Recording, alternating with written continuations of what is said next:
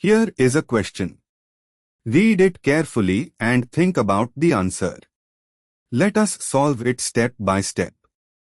Let us begin solving this step by step. Identify the structure.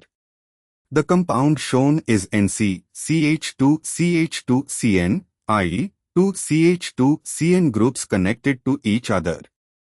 This gives the connectivity NC-CH2-CH2-CN, which is a two-carbon chain, ethane backbone, each end bearing a CN, nitrile, group.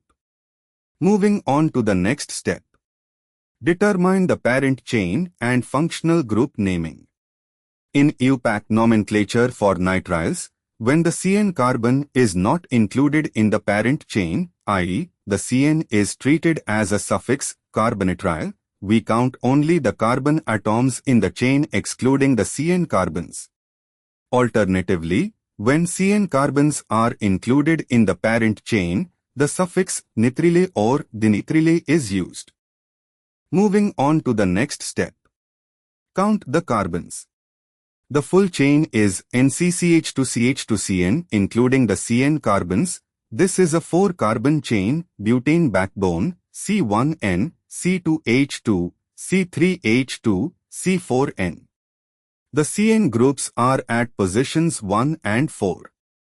Since the CN carbons are included in numbering, the suffix is dinitrile, not decarbonitrile.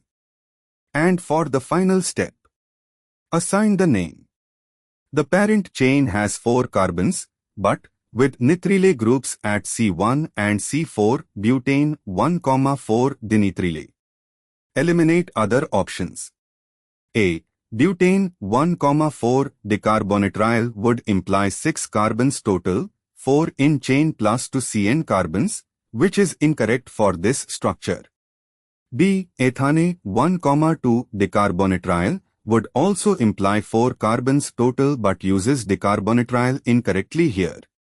C. Ethane 1,2 dinitrile would mean only a 2-carbon chain with nitrile at C1 and C2 which does not match the 4-carbon structure. Therefore, the correct answer is D. Therefore, the correct answer is option D.